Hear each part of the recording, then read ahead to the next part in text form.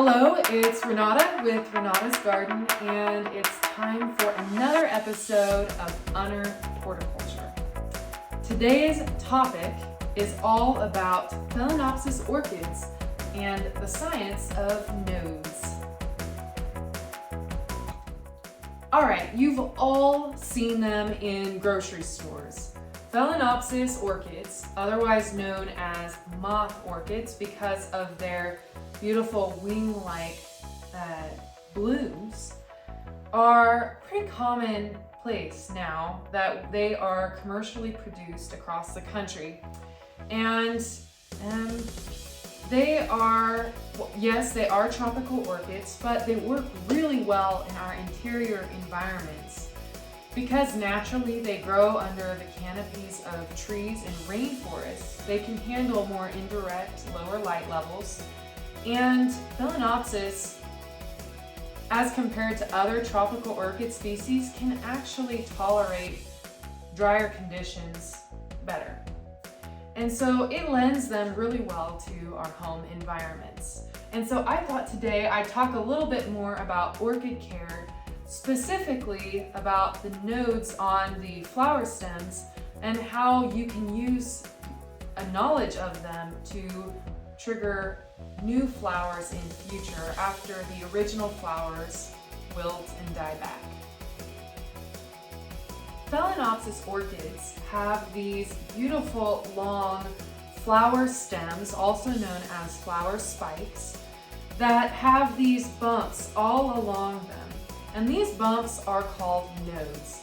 And nodes exist in the plant world in many places. And basically a node is a point on the plant where new growth can initiate, whether that's new leaves, new roots, new flower buds. And in Phalaenopsis orchids cases, that was a mouthful, they initiate secondary flower branches from these nodes that are lower on the stem, and they're what we call dormant nodes. And that basically just means that there has not been any growth from this point yet. And so these nodes are full of potential to produce new growth. You can utilize nodes by trimming back to about an inch above a dormant node, lower on your orchid stem, after the original flowers wilt. And make sure you use a sterilized cutting tool so you don't risk the spread of any kind of disease. And then you just kind of wait. You continue to provide consistent light and moisture and fertilizer. Definitely add in a low rate fertilizer routine into your care regimen. But eventually you will see a new secondary branch develop out from that dormant node lower on the stem. And it's no longer dormant then, of course, it's active. And the reason why this works is that orchids produce all kinds of different plant hormones in the terminal flower spike, or the end of the flower spike, that travel down back into the plant and suppress these lower nodes and cause them to be dormant. So after you remove that source of hormones that is causing these nodes lower down to be dormant, then those nodes are allowed to become active and they produce flower buds. And so it's a really neat trick that works with Phalaenopsis orchids that you can use in your home. And I strongly encourage you to try it out.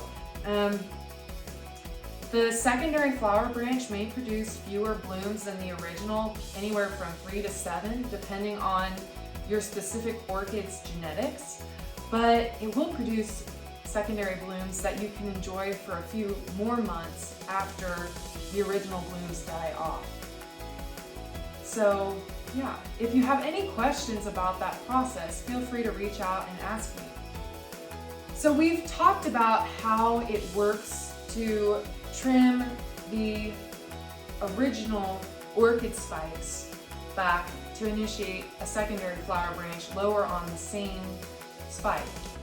However, what happens if your spike dies, it turns yellow back to the base, and you doesn't look like there's going to be any more growth on that particular flower spike. This is a natural thing. It's a natural process to occur, and although most don't realize it, these flower stems or spikes are temporary as long as the plant is in its reproductive flowering life cycle. So what you'll want to do then at that point is trim that back to the base of the plant and allow the leaves and roots some time to grow, expand, and recover. And that will help your plant have healthier blooms in future. You can initiate a completely new flower spike on your orchid in future by simply placing the plant in a windowsill or corner room of your house during winter months. In winter months, our houses are becoming more energy efficient, but typically by the windows it gets about 5 to 10 degrees cooler than other areas within your house that are well heated. And this temperature drop at nighttime triggers your orchid. It triggers a hormonal response in your plant to produce a flower spike. And I have several orchids that I've done this with here that we'll take a closer look at, but it's a really cool process and anyone can do it. So when your orchid that you've maybe received as a gift or purchased at the local grocery store, when it loses its first blooms, don't give up. There are multiple ways that you can see new blooms in the future. So here you can see I have a Phalaenopsis orchid, and I like to keep it in a container to prevent all that extra water from draining out onto interior surfaces. But you can see I've got it here in a clear container. This orchid I've had for about 2 years, and its roots are starting to really fill in nicely into this container, even come out the bottom. So I water this guy about once every 1 to 2 weeks, depending on if the roots are looking silvery and dry, or if they're well hydrated and vibrant green. And you can see I've got a little flower spike, a new one, developing from the plant. And the easiest way to tell the difference between an air root and a new flower spike are to look at the texture.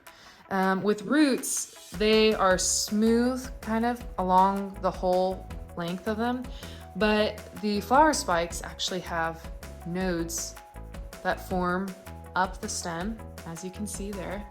And then the tip of the flower spike actually has a mitten top. And you can see the buds starting to develop on this flower spike, which is really cool.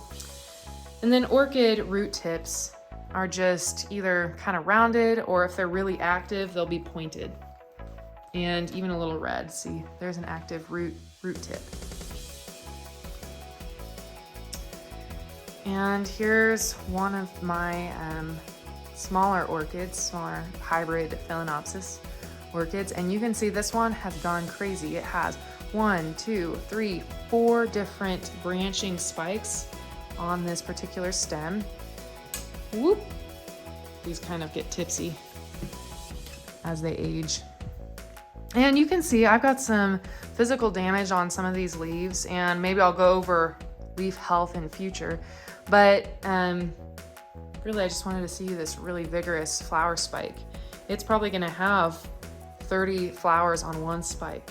And that's one thing to keep in mind. As these plants age, they do get more floriferous, so it's definitely worth keeping a hold of them. And last, I can show you this little guy. I have a little mini orchid, and it still has flowers coming here up top, but it's decided that it still has more flower power, and it didn't need the top trimmed to initiate these secondary branches of bloom. So that'll be really fun to watch.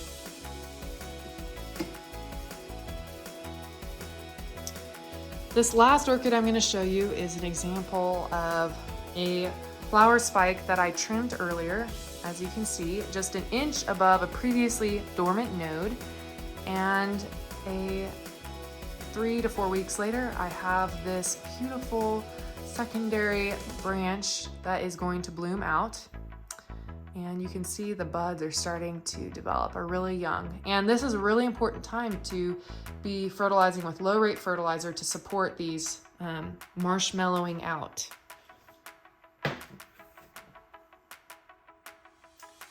Fertilizing is extremely important to support the plant growth, the leaves and the roots especially, but it can also, it's been shown in studies that fertilizer is important to support the stem elongation and bud development of your flowers.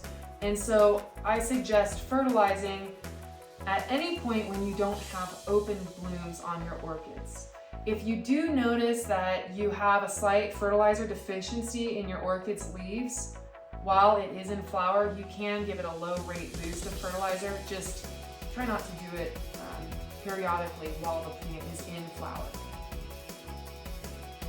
All right, so that's all I have today about Phalaenopsis orchids. It's definitely a niche plant and I know way too much about it.